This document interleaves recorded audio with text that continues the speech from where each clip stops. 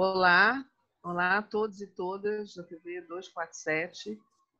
Nós tínhamos programado uma entrevista hoje com duas moças que que distribuem comida para pessoas em situação de rua, mas a gente teve um problema técnico. Vamos entrar com uma entrevista super interessante agora, direto da Espanha. A gente está com a radialista e roteirista Kika Serra, brasileira, que mora lá já há algum tempo. Ela vai contar para a gente. Ela tem 2 programas de rádio, que ela também vai explicar para a gente quais são. E a gente está também com a Geritza Alcântara, que é médica brasileira, que mora muitos anos na Espanha e que está na linha de frente do combate ao coronavírus, vai para os hospitais de emergência todos os dias e também tem uma belíssima experiência para contar para a gente. Queria começar conversando com a Kika, que está lá na quarentena, em Barcelona, as duas são de Barcelona, está lá na quarentena, continua trabalhando, fazendo seu programa de rádio, gravando, e vai contar um pouquinho de como está a situação aí para você individualmente e seu marido, e também como é que você está vendo a situação das pessoas na cidade e como que a população está reagindo. Olá, boa tarde aí, quando o programa for ao ar. Então, eu moro aqui entre idas e vindas para o Brasil há uns 5 anos. Mas pela natureza do meu trabalho, eu sou freelancer e tudo que eu faço é relativo com língua, de alguma forma. Eu faço tradução, eu faço roteiro, eu faço assessoria de comunicação e eu faço os 2 programas de rádio. Mas o meu trabalho está muito vinculado com o Brasil, então eu tenho que ir várias vezes ao Brasil sempre, e agora é um desses momentos que eu estou um pouco presa aqui. Nesse momento, meu planejamento seria estar no Brasil, mas tudo aconteceu tão rápido que, obviamente, esse plano foi para as cucuias e agora estamos focados em nos comportar direitinho aqui. A palavra usada não é quarentena, aqui a gente usa confinamento, um confinamento imposto pelo Estado, e a quarentena seria quando você realmente está doente ou teve contato com uma pessoa doente, aí você tem que ficar de quarentena. Mas a palavra mesmo ela é até um pouco mais pesada, né? Mas a gente usa aqui confinamento. Nós estamos... eu sou da ala que viu a gravidade da coisa desde o início, sabe? Eu reparei como os números cresciam com essa curva muito acentuada nos noticiários, desde as primeiras notícias que começaram a ter aqui. Quer dizer, mais ou menos, quando estava ainda só na China e na Itália, eu estava conversando com a minha sobrinha no Brasil e a gente pensando em ela vir para cá em julho, e eu falando, aproveita que agora, com esse vírus, as passagens devem estar baratas. Então, também houve uma mudança minha de postura, assim como de todo mundo. É uma coisa dinâmica, as notícias vão chegando, mas eu estou entre os obedientes, nesse caso. É uma coisa muito estranha, tá? Antes do confinamento, eu fiz uma viagem, eu vivi perigosamente um pouco fora da lei durante um fim de semana. Uma grande amiga minha estava fazendo 40 anos e ela tinha combinado com a maior antecedência um fim de semana de amigos numa casa em Palamós, perto aqui. Fomos todos. A gente recebe a notícia do confinamento lá. A gente não estava se beijando, era uma coisa mais esquisita. Ninguém estava se beijando, ninguém estava encostando no outro, mas assim, não era ainda oficial, né? Então a gente voltou, todo mundo meio assustado, se escondendo debaixo do carro, com medo da polícia parar a gente, porque tinha 5 pessoas no carro. Mas desde então estamos comportadíssimos. E aqui as regras, quando finalmente houve uma das críticas gerais, e a Geritza vai saber confirmar se ela concorda com isso, é que houve demora de reação, né? Que a Itália já estava comendo solto os casos lá, Barcelona e a Espanha em geral são é um país muito turístico, muito turístico. Assim, os voos baratos aqui no sul da Europa é mais quentinho nessa época do que o norte. Lá o inverno ainda está. Hoje está nevando em Madrid. Não, Madrid não, em Berlim. Então tem esse turismo de meia estação, low cost, pesadíssimos aviões, os aeroportos com aqueles linhas aéreas baratas desovando passageiro, enquanto os outros do próximo voo já estão fazendo fila, sai um, entra outro, não sei o que, não dá tempo de limpar, não dá tempo. E isso acontecendo enquanto a Itália, que é logo ali do lado, já estava, né, em uma situação de emergência. Então houve demora na reação aqui. Mas, em compensação, quando entraram, as medidas já foram mais pesadas do que em alguns outros países. Por exemplo, outros países, acho que até hoje, inclusive a Itália, você pode sair para fazer exercício na rua. Aqui não pode, não. Desde o primeiro dia, você só pode sair para o supermercado, para a farmácia, e não pode sair em grupo. Se um casal não pode. Claro que todo mundo meio que sai um na frente, o outro do lado e tal, mas desde o começo que foi implementado dessa forma. Eu não sei assim, o grau de informações que estão chegando. Existe em Barcelona uma tradição de desobediência civil muito grande, uma coisa de uma cultura anarco-sindicalista, histórica que tem aqui. Na nossa própria rádio, tem muitas pessoas com essa atitude, sabe? De, nós nunca obedecemos o Estado, vamos obedecer agora. Mas um pouco adolescente. E aí a polícia está aí atuando todos os dias. Eu aqui da minha janelinha vejo um teatro, o teatro do confinamento todos os dias. Mas, enfim, deixa eu deixar você conduzir, porque eu posso ir por 1000 lados aqui. Não, essa questão de como cada sociedade reage ao que está acontecendo é bem interessante. Aqui no Brasil, quando começou a chegar aqui, a Itália já estava explodindo, então os governadores foram muito rápidos, principalmente no Rio e em São Paulo.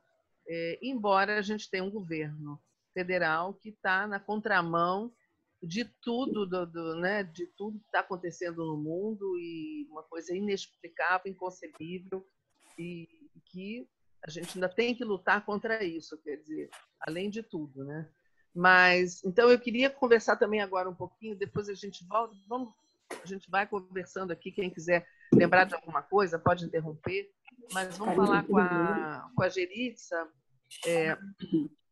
que é médica e que está na linha de frente do combate ao coronavírus. Geritza, já tem mais de 800 mortos na Espanha. Como é que foi para você a evolução da doença e como é que está sendo agora? Não, aqui na Espanha já tem mais de 5.000 mortos.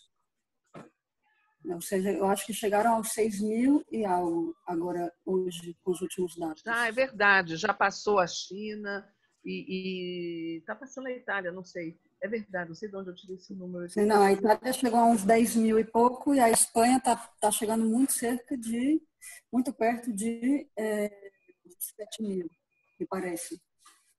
Se já não tiver subido. Bem, eu vivo aqui na Espanha desde 2007, trabalho no mesmo hospital, sou anestesista, formada no Brasil, sou de Fortaleza, e trabalho aqui desde 2009 no mesmo hospital, como anestesista. Um hospital pequeno, um hospital da área metropolitana de Barcelona, uma cidade que se chama Martorell, está a uns 30 quilômetros de Barcelona, e o hospital está totalmente colapsado, totalmente. Como o meu hospital é pequeno, ele se colapsou rápido, mas isso também é o que a gente já escuta falar dos grandes hospitais, que a situação realmente é horrorosa. Eu, em 20 anos de médica, esse ano faz 20 anos que eu me formei, eu nunca vi na minha vida um quadro semelhante, nunca. Eu chego no meu hospital, eu abro o censo do hospital, é um hospital pequeno, de mais ou menos uns 130, 140 leitos. Atualmente trabalha com capacidade de 140%, porque se adaptaram novos espaços para poder acolher mais pacientes. E desses 150 ou 160 camas, entre as habituais e as outras novas, 95% dos pacientes têm o mesmo diagnóstico, infecção por coronavírus. E isso é uma coisa incrível, nunca vi na minha vida inteira. No meu hospital também eu sou anestesista, né? Então, num primeiro momento, como falava aqui, que num primeiro momento, antes do dia 8, por exemplo, que foi o dia da mulher, no dia 8 eu fiz plantão, eu me lembro, nesse dia, já foi um dia que a emergência do hospital estava super calma, porque já não vinha ninguém por besteira. Então, era aquele dia que muita gente saiu nas ruas e tal, mas já se cheirava o que a gente vê agora. E nesse dia eu me lembro que eu entrei no censo do hospital e deviam ter uns 15 pacientes suspeitosos de coronavírus no dia 8. Ao cabo de 4 dias eu olhei, já eram 35. E quarta-feira passada já era 95% dos pacientes dos hospitais com o mesmo problema. No nosso caso, os anestesistas, a gente habilitou a sala de recuperação pós-anestésica. No hospital não tem UTI, é um hospital pequeno. E o que a gente teve que fazer é adaptar a nossa sala de recuperação pós-anestésica, colocar os ventiladores do centro cirúrgico. Todas as cirurgias programadas foram canceladas, só se opera urgências, alguma urgência de cirurgia ou alguma fratura, né, algum paciente traumatológico e as grávidas, lógico. Toda a outra atividade do hospital foi cancelada desde o dia 13, que foi o dia oficial do confinamento. O que são as consultas externas e todos os outros procedimentos que não tinham nenhum procedimento programados. Pois então, a nossa reanimação, voltando, a gente adaptou para ser como uma sala de intermédios. Então, quando tem um paciente em urgências que necessita conectar-se a um ventilador mecânico, entubar e tudo isso, esse é o nosso trabalho, o trabalho do anestesista. A gente entra nesse momento, em ação.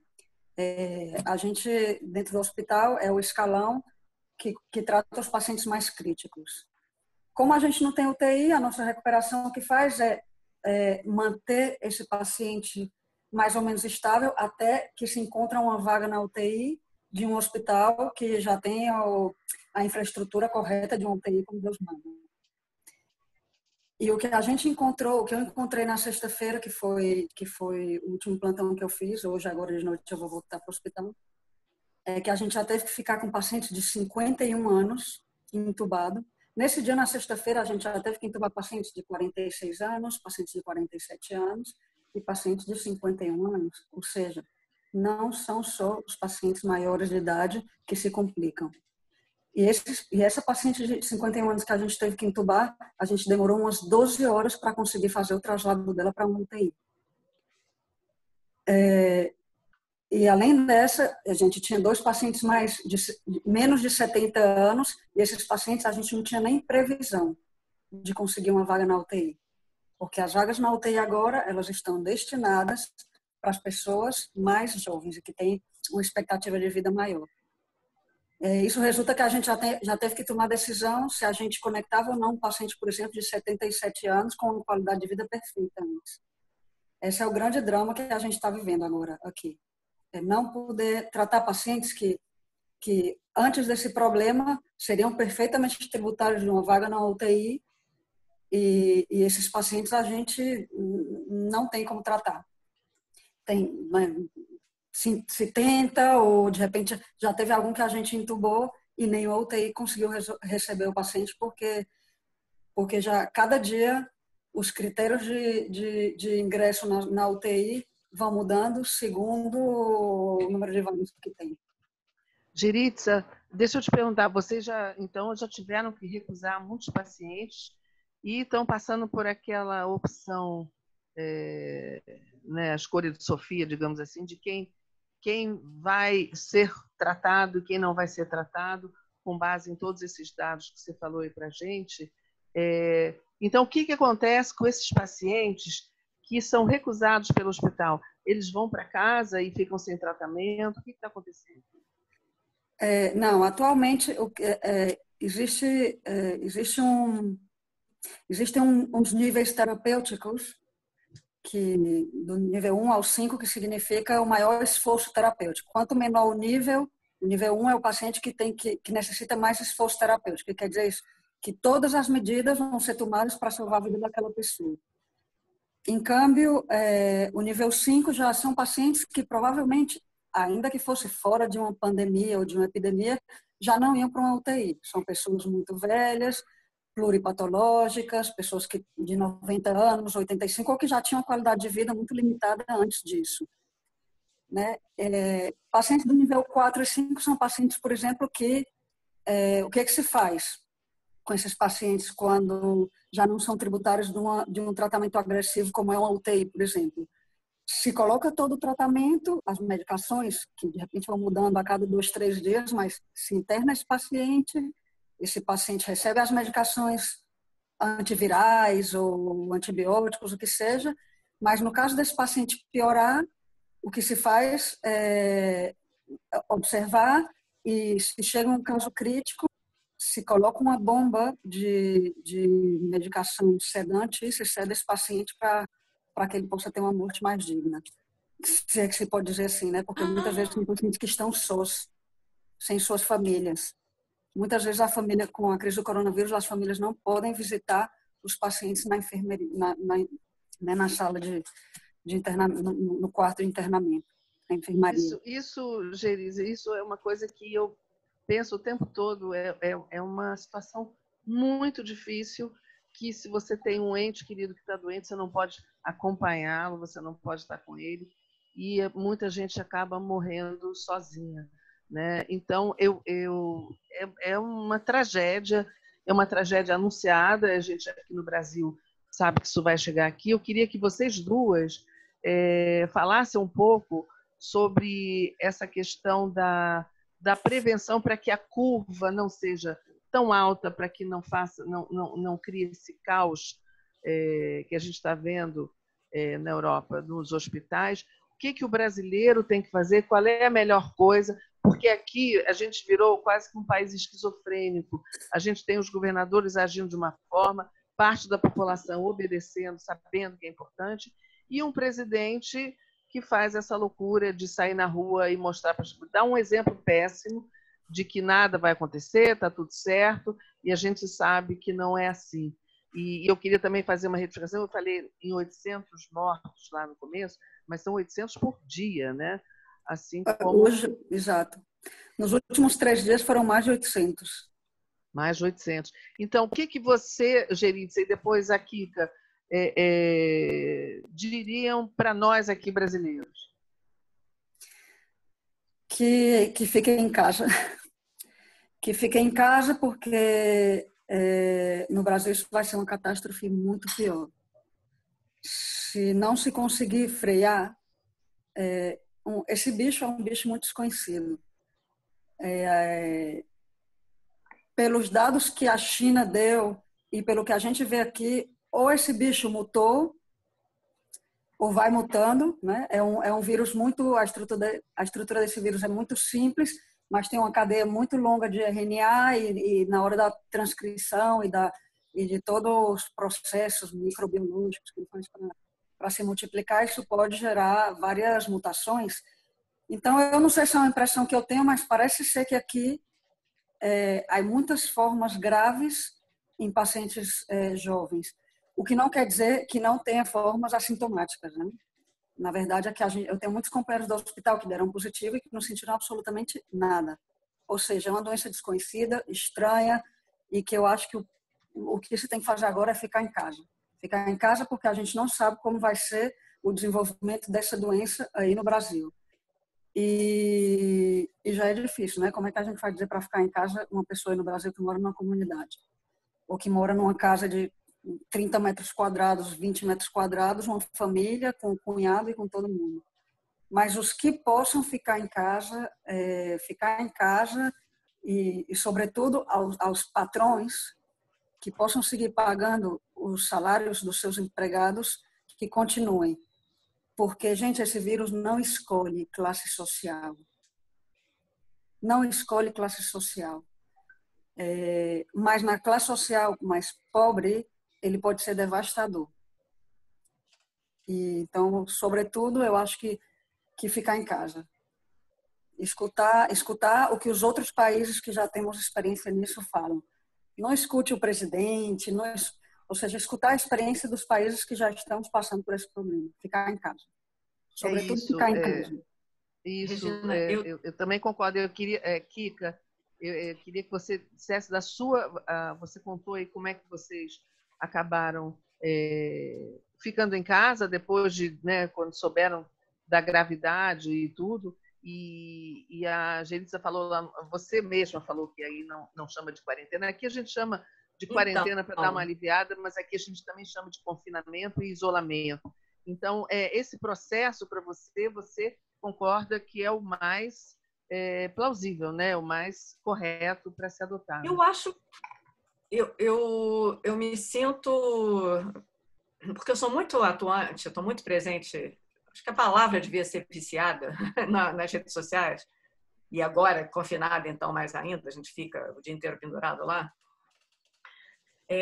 Eu estou tocando muito essa bola sempre, do foco principal em cantando essa bola, em ficar em casa, mais do que tudo, sabe? Mais do que tudo. E que é difícil, não precisa...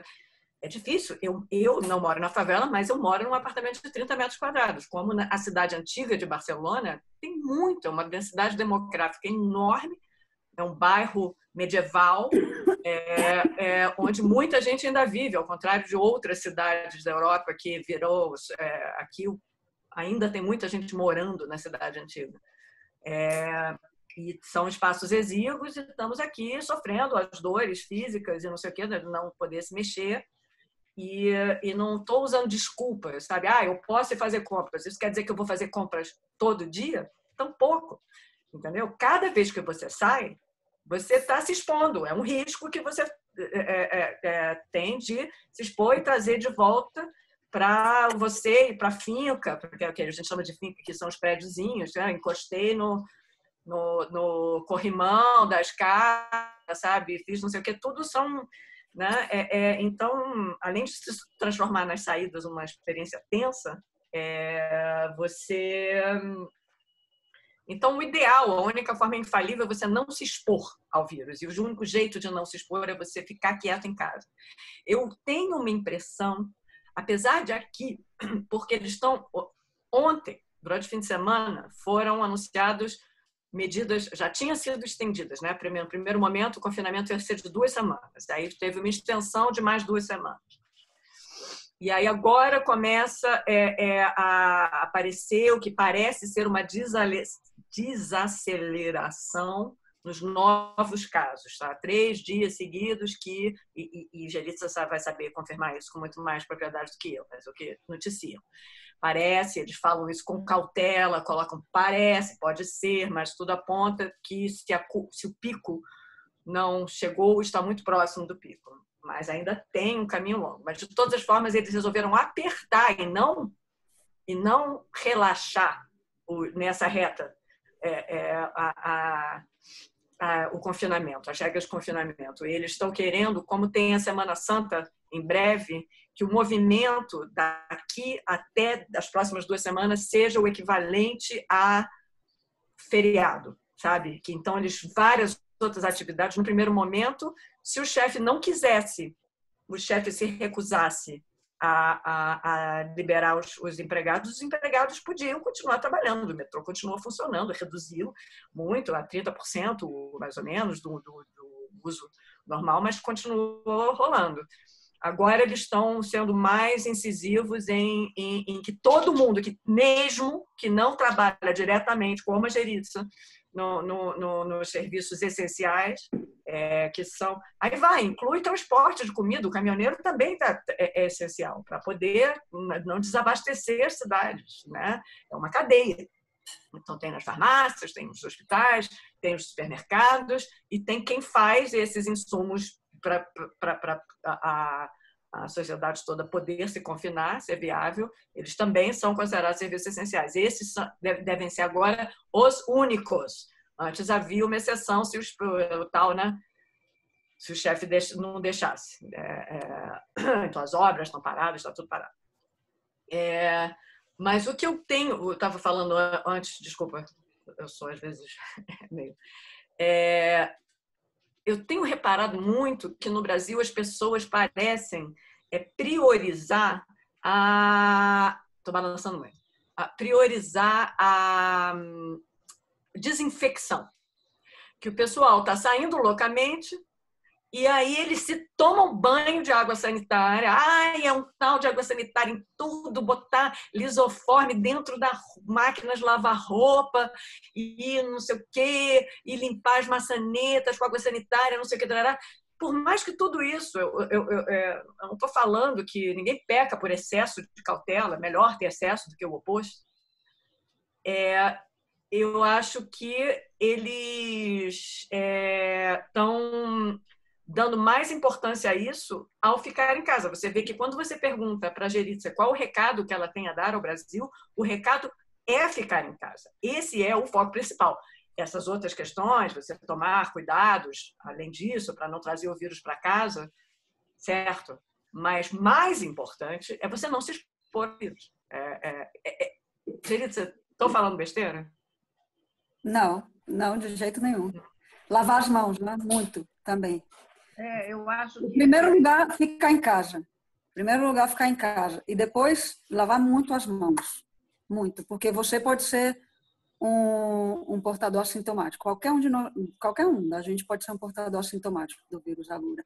Então, se eu faço assim e depois vou pegar aqui e fazer a comida, por exemplo, eu aqui agora, como uma pessoa de risco, na minha casa, as minhas filhas não se aproximam de mim, elas tentam se aproximar e eu já faço, sabe? Já faz uma semana que eu não dou beijo de boa noite nas minhas filhas, que elas não me abraçam.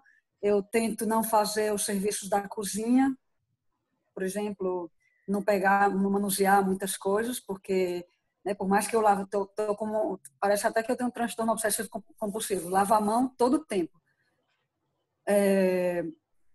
Mas Geritza, deixa eu te interromper um minutinho. Não, eu acho perfeito isso que a Kika falou também, de não adianta você ficar correndo atrás dos paliativos e ficar sai na rua, encontra as pessoas, depois lava a mão, bota lá. Acho que o melhor mesmo é ficar em casa, óbvio.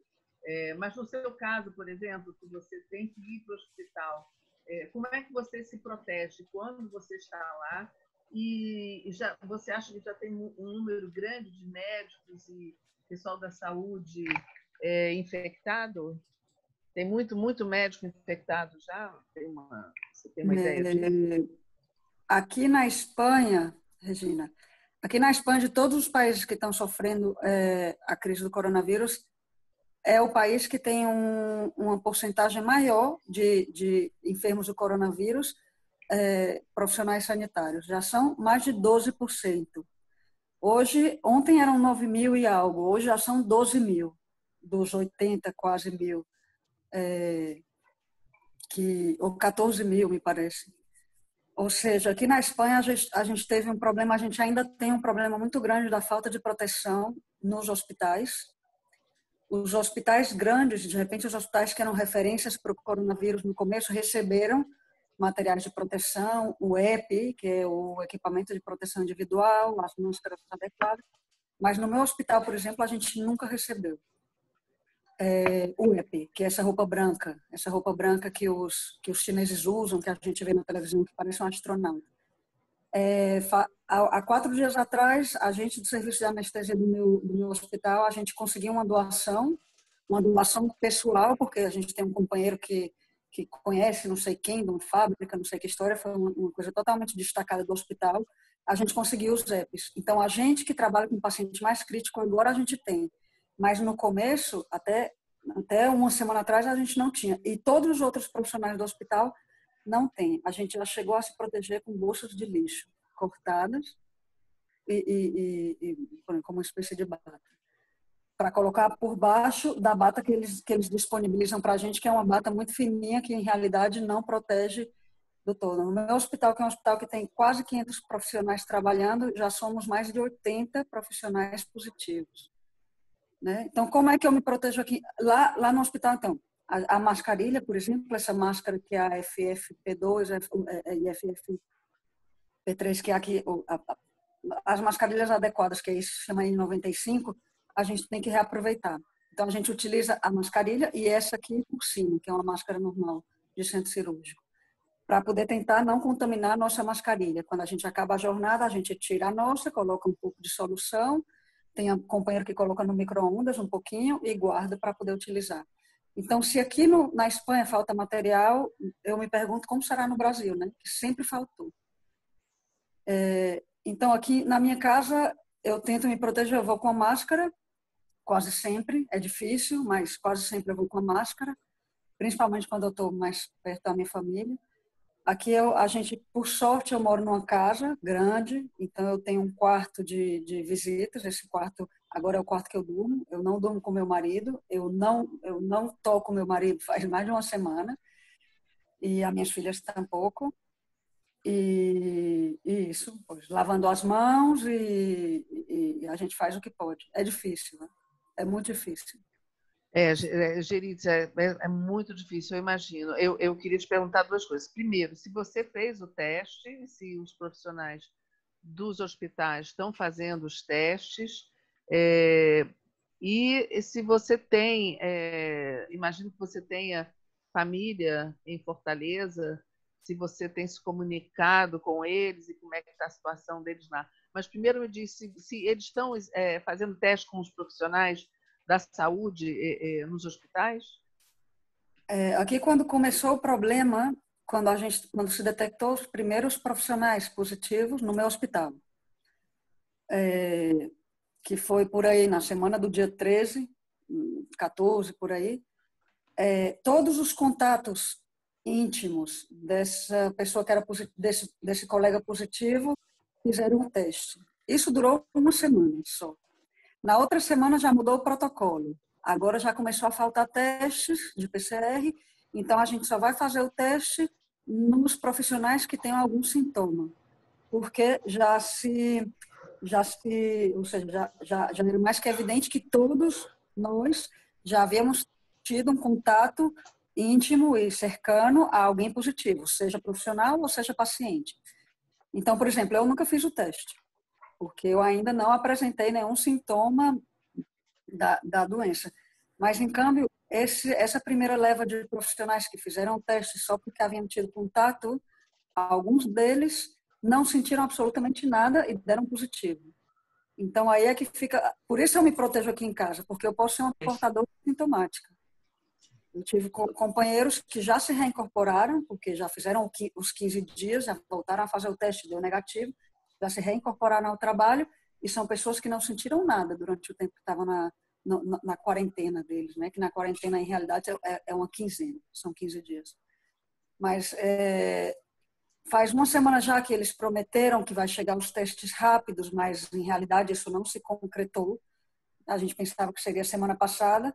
Então, a gente acredita que quando chega esses testes rápidos, que é um outro tipo de teste, não é a PCR, mais profissionais da saúde vamos poder fazer, pelo menos para a gente se proteger melhor em casa. A gente até já cogita de um que seja positivo, mas se eu me sinto bem, eu vou seguir trabalhando, porque é lo que há. Porque senão vai faltar gente quer dizer, já falta gente para trabalhar. E o panorama é esse. O panorama em relação aos testes é esse. E em relação aí, depois eu queria que as duas falassem isso, a relação que vocês têm com o Brasil ainda, se você tem família ainda em Fortaleza, se você se comunica com eles, a preocupação deles e a preocupação sua também com o que vai vir no Brasil.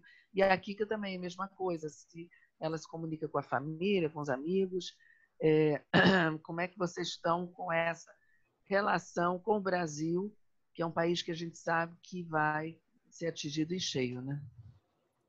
Eu tenho, claro, minha família toda está no Brasil, né? Eu sou a única que moro aqui.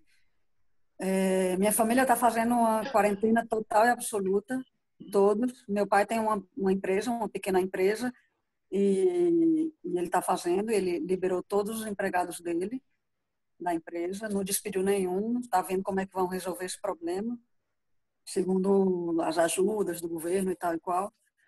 Mas eles estão totalmente reclusos. E tem gente da minha família que já tem o coronavírus. Sim. Tem uma prima minha que o marido dela mora em São Paulo e está na UTI entubado com coronavírus.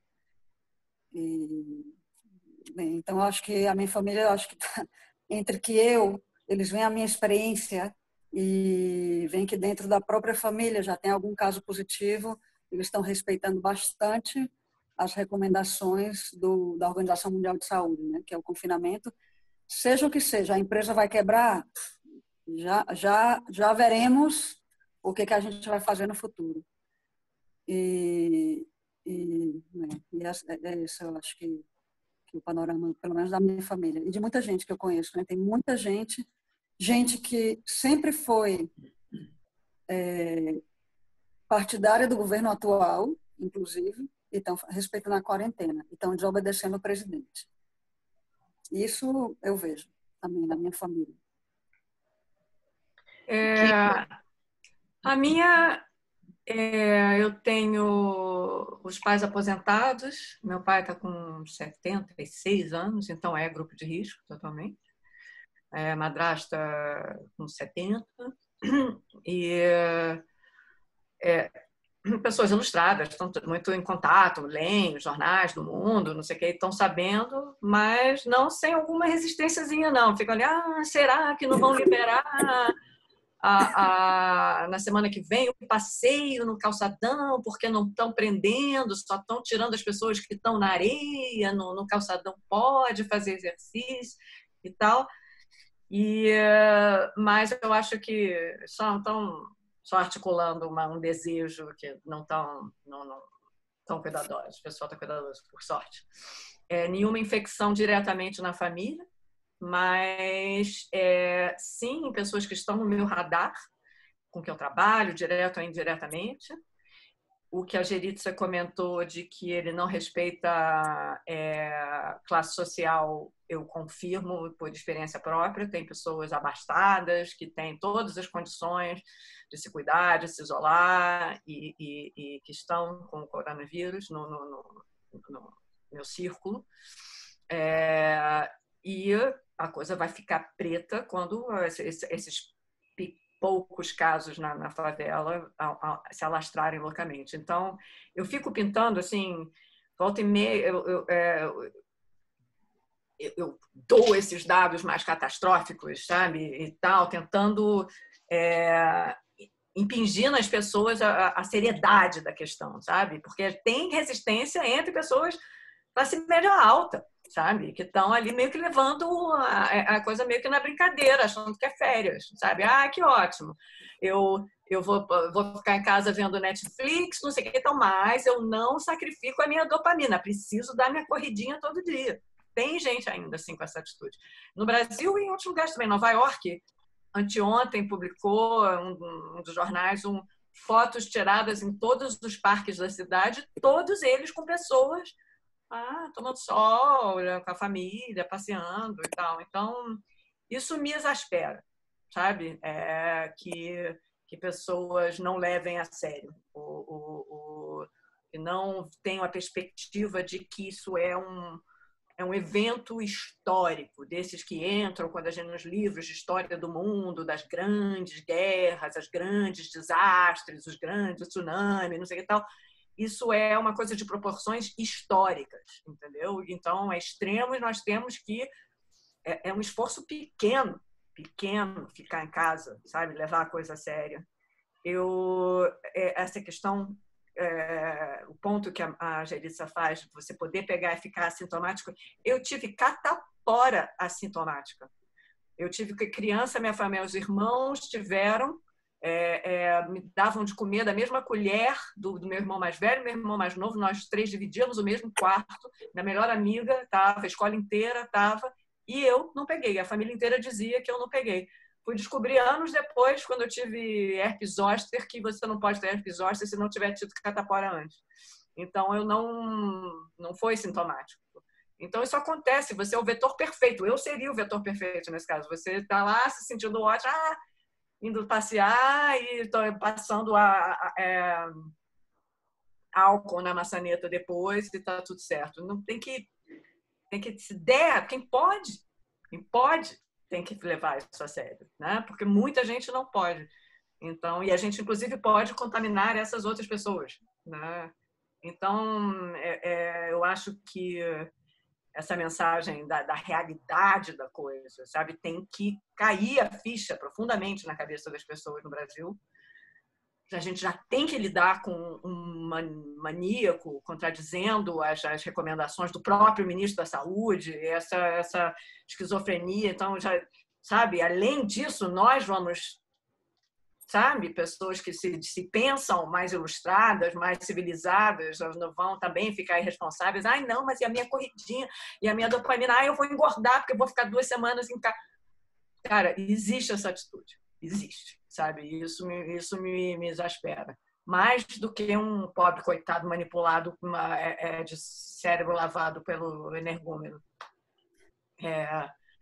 Então, verdade. Né? Kika, você tem toda a razão, porque você está falando de pessoas instruídas, bem formadas, conscientes, que podem até ter votado nele, ou ter votado nulo ou em branco, mas que sabem, têm conhecimento, sabem a importância da ciência, e mesmo assim elas não se cuidam como deveriam, que aí não é só se cuidar, você está cuidando, está cuidando dos outros também ao não se infectar, né? Você falou aí num acontecimento de proporções históricas. A gente está vendo isso. E quando passar o tempo e a gente olhar para trás, foi uma guerra. A gente está passando por uma guerra. Só que, como eu digo, é uma guerra na qual a gente não pode se render. Quer dizer, não tem essa possibilidade, não quero mais guerrear, vou me render, vou voltar para casa. Não existe essa possibilidade. Então, é uma guerra pior, né? Então, eu queria saber de vocês, da Geritza e da Kika, o que vocês acham, depois que passar isso, né, que a gente ainda tem muita coisa pela frente, muita dor pela frente, muita perda. Depois que isso tudo passar, o que vai restar? Que país vai ser esse na Espanha? Que mundo novo vai ser esse? Porque vai ser um mundo novo, nada vai ser igual como era antes, mas muita gente especula de que jeito que vai vir essa transformação, de que jeito que ela vai vir, por exemplo, na saúde pública dos países, na consciência de que o Estado que numa hora dessas que é o único capaz de salvar as pessoas, de proteger. Que mundo você acha que vai surgir, Geritza e depois Kika, depois dessa pandemia?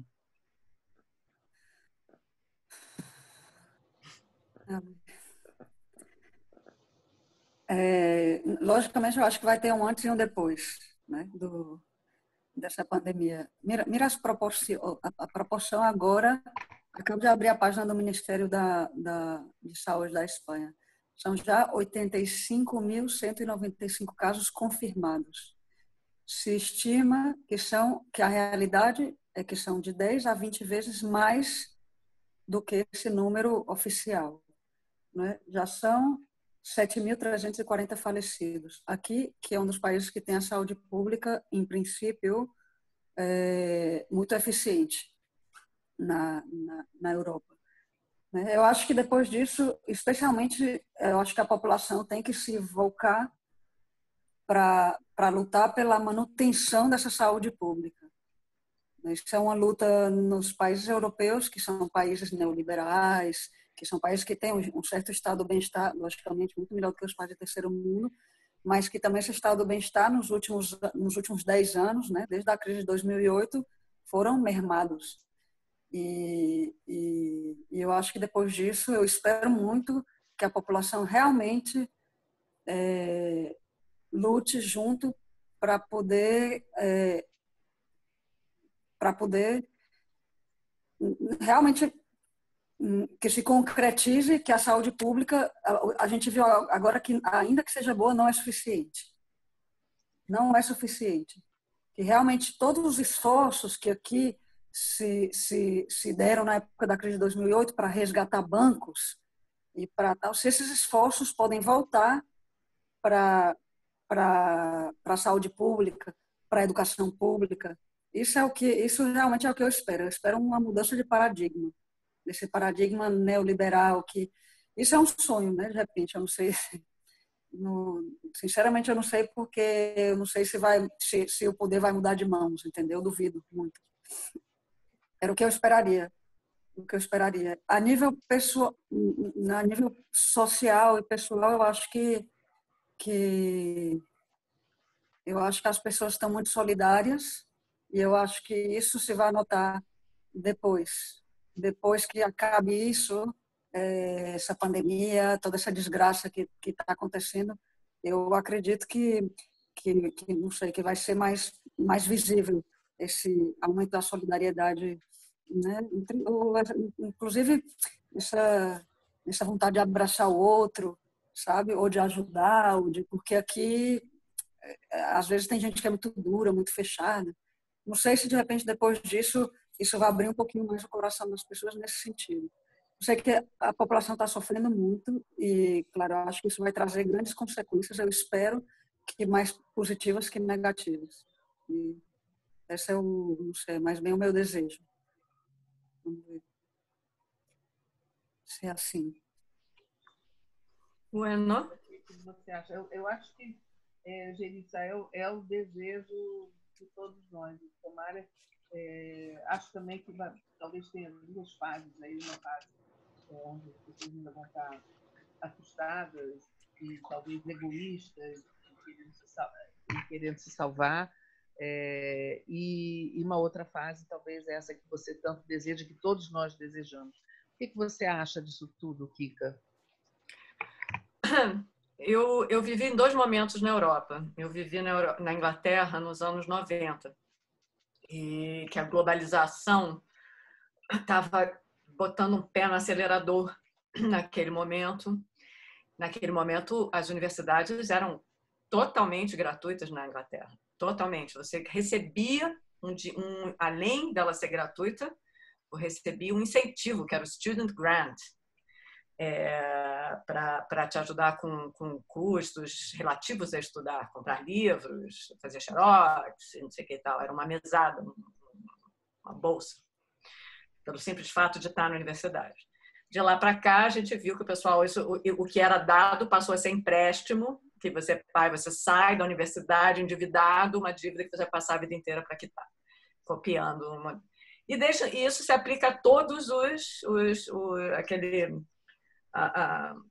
em graus diferentes, desde pós-guerra, a social-democracia, os países tinham adotado vários aspectos da social-democracia, né? Inclusive a Inglaterra. Mesmo depois de Thatcher, ainda tinha esses resquícios. Então, hoje em dia a gente se diz muito aqui, que a Espanha é o terceiro, sei lá qual é exatamente o parâmetro, mas que o sistema de saúde pública na Espanha é o terceiro melhor do mundo de saúde pública. E olha a calamidade que está acontecendo aqui. A Itália, que parece também, por esse parâmetro, seria o quinto melhor do mundo. E olha então, essas coisas, elas são relativas. O fato de ser melhor é porque é relativo. Ainda é melhor do que em outros lugares. Mas, como bem aponta a Geritza, elas vêm sendo sucateadas paulatinamente desde o fim da Guerra Fria, que dirá desde a crise de 2008. Aí que pegaram, né, o discurso neoliberal, né, e aí vai tirando até reduzir aquele mínimo. Então, eu tenho, como ela, um lado meu, naquela esquizofrenia, o meu lado mais otimista, uma esperança de que a direita, que caminhou demais para o ultra-neoliberalismo, sabe? Dê uns passinhos mais para cá de novo, que uma direita mais civilizada acorde, entendeu? Que pessoas que já foram, os mesmos seres, em alguns casos políticos que já foram, um partido que já se chamou social-democrata, PSDB, por exemplo, entendeu? Que essa direita mais mais civilizada, menos predadora, menos, sabe, tal, que ainda acreditava em educação pública, em coisas que ela volte, que ela queira se diferenciar como resultado dessa crise horrorosa da outra suicida, da outra que ficou tão, né, porque então tem um lado meu que pelo menos isso, assim, sabe, que a gente veja alguns essa galera que dá uns passos para trás, assim, no passado, no relógio mesmo, que mesmo que não haja revolução socialista, que sabe, exista seja uma lição civilizatória para os partidos. Enfim. E você vê alguns sinais disso. Assim, o Macron é um cara neoliberal, mas, né, diante dessa situação, ele suspendeu a negociação da reforma da Previdência deles, deixa isso para depois, e está lá bancando, à medida do possível, né, falando para todo mundo ficar em casa, não sei o que e tal, a gente lida com a coisa depois. Mas, então esse é o meu lado positivo, assim, que isso acorde, traga de volta para o nosso menu de discursos, do nosso debate, um capitalismo menos cruel, que seja resgatado e que ganhe mais pessoas, mais pessoas. Agora, também a gente já viu outras situações assim, sabe? A Alemanha está querendo emprestar dinheiro para Itália e Espanha, né? Um pouco assim, como se fosse culpa deles, é culpa deles, e aí depois vai cobrar conta, como nós já vimos antes, aquela coisa da relação do Eurogroup, né? Achatando o PIGS, né? PIGS é Portugal, Irlanda, Grécia, né? E Espanha. Então, que eles que vão pegar, pisar em cima da gente, esse antecedente existe, entendeu? Agora, para o bem, para a existência, a permanência de uma Europa solidária, uma Europa como não sei o que e tal, tem que ter solidariedade agora. Então, meu lado otimista fala, agora é a hora que eles vão dar as mãos e vão se recuperar juntos dessa crise que nos assolou a todos em diferentes graus. E por um outro, olha assim para um passado recente e fala aí, sei lá, sabe, se não vão punir, essa conta vai chegar daqui a pouco, entendeu? Daqui a pouco vão estar falando de sacrifícios que todos nós vamos ter que fazer mais austeridade para pagar a conta do que se perdeu, sabe, não sei o quê. Eu torço para que não aconteça isso e que realmente seja uma virada. Eu não consigo ser otimista o suficiente para dizer assim, eu acredito que isso é o que vai acontecer. Não sei. Mas eu torço. Eu torço para que seja um momento de solidariedade e de reavaliar alguns dogmas neoliberais que, puta que pariu, olha o resultado aí, que coisa mais tenebrosa. Desculpa falar palavrão no seu... Não faz mal.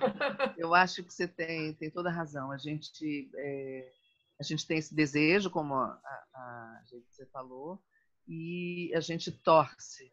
Mas a gente sabe que o ser humano, às vezes, é inviável, né? A gente torce para o processo civilizatório, para ser retomado esse processo civilizatório, que inclui a exclusão desse sistema de austeridade tão perverso, principalmente em países como o Brasil, onde a gente tem uma distribuição de renda uma das piores do mundo, se não for a pior, né? E é muito perverso isso. Vamos ver se a gente consegue que as coisas mudem para o bem, né? Vamos ver, quem sobreviver, né, verá. A gente está chegando quase ao final aqui do nosso programa, eu queria, em primeiro lugar, agradecer muito a vocês duas, a Kika, que continua trabalhando e continua sem tempo, e dedicou esse tempo aqui para a gente conversar sobre o que está acontecendo aí, para os brasileiros entenderem a gravidade da situação. e também a Geritza, que, nossa, está aí na linha de frente, trabalhando em hospital, vendo as coisas horríveis que ela está vendo, e mesmo assim ela dedicou um tempo aqui para falar com a gente, porque, como ela disse, é importante falar com os brasileiros, alertar os brasileiros do que está acontecendo aqui, para que a gente consiga amenizar um pouco, se é que isso é possível, mas pelo menos criar uma curva menos vertical, para que a gente passe por isso com menos dor. Então, queria saber se vocês querem, na despedida aqui do público, aqui da comunidade 247, vocês querem dizer alguma coisa ainda antes da gente terminar. A gente tem uns 2 ou 3 minutos. Geritza, você. Não, antes de tudo, agradecer, né? Agradecer a oportunidade de poder estar falando para um número cada vez maior de brasileiros. Agradecer essa oportunidade, porque a minha preocupação é que essa coisa chegue no Brasil como chegou aqui. E, sobretudo, um apelo: fiquem em casa. Fiquem em casa. Não é na medida do possível, não, é na medida do impossível. Fiquem em casa. Fiquem em casa, não saiam nem para fazer a compra. Façam a compra do mês, que aí no Brasil as pessoas já fazem a compra do mês, né? Aqui não, mas aí sim. Façam a compra do mês e fiquem em casa esperando esse mês passar, porque é fundamental. Sobretudo é esse o meu recado aqui desde a Espanha, desde Barcelona. Eu tenho um recado também. Eu acho, como você falou, aí a coisa é pior ainda com a falta de má distribuição de renda, a concentração de renda infame que a gente tem. Então, eu acho que além de você fazer a sua parte ficando em casa, a gente tem que encontrar aquela solidariedade, um pouco assim de caridade vai ser necessária também. A gente comparou a guerra. O Estado é esse Estado aí que está com esse chefe nesse momento. Parece que estamos a ponto de aprovar uma renda mínima emergencial, né? Passou no Congresso, agora tem que passar no Senado. Vai ajudar, é bom, mas ela é insuficiente, é pouco, são R$600 por trabalhador, é o máximo de 1.200 por família. É condicional, é cheio de condicionantes, o que gera burocracia, não é assim, até o cheque cidadão do garotinho era mais fácil em outros momentos. E as pessoas, então, é emergencial tudo. Então, ser solidários se você emprega, se tem alguma maneira de você negociar um jeito de continuar pagando, continuar dar férias, não despede. Se você tem um dinheiro que sobra, você é uma classe média que tem uma poupancinha, tem não sei o quê, você não tem talento para meter a mão na massa de alguma forma, encontre uma maneira, olha, uma iniciativa interessante, qualquer, todo mundo escolhe a que quiser. Eu já ouvi falar de um grupo no Facebook que pague o boleto de pessoas. As pessoas chegam lá, eu sou uma mãe, não sei o quê, de 3 filhos, estou em casa, não posso fazer nada. Paga a luz dessa pessoa, é um código de barras que você pode pagar da sua casa, sem sair, do seu computador. Tem outras que são entregas de quentinha, entrega de cesta básica, não sei o que e tal. Encontra, busca a caridade cristã, você não precisa ser cristão, é pela expressão. Isso também vai ser necessário um pouco para amenizar. É pouco dentro do tamanho da pandemia, mas justamente lembra dos filmes de guerra que você via, as pessoas lá levantando pedras de prédios bombardeados. É esse tipo de evento e ele exige esse tipo de atitude, além de ficar em casa, sabe? Se você tem R$50 sobrando, vai lá no coisa, encontra alguém que vai precisar mais de R$50 do que você nesse momento, sabe? Ajuda, tudo se soma. Você ajuda alguém, o socorrido e a si mesmo, sabe? Sentindo que tá, faz parte, né? Nós somos comunidade, e aí se ajudar um ao outro, assim, como puder. Eu acho que solidariedade nesse momento também é muito importante. E é isso. E ficar em casa. É isso. Eu acho que é isso mesmo. É solidariedade, compaixão e ficar em casa na medida do impossível, como diz a gente. Queria agradecer novamente vocês. Acho que foi uma conversa assim, super esclarecedora, importante. Espero que todo mundo tenha achado a mesma coisa e tenha aproveitado bastante desse relato, desse depoimento e dos conselhos de vocês. Muito obrigada, gente. E até a próxima. Obrigada a ti, Regina. Tchau, Regina. Obrigada a vocês. Beijo para o pessoal do TV 247.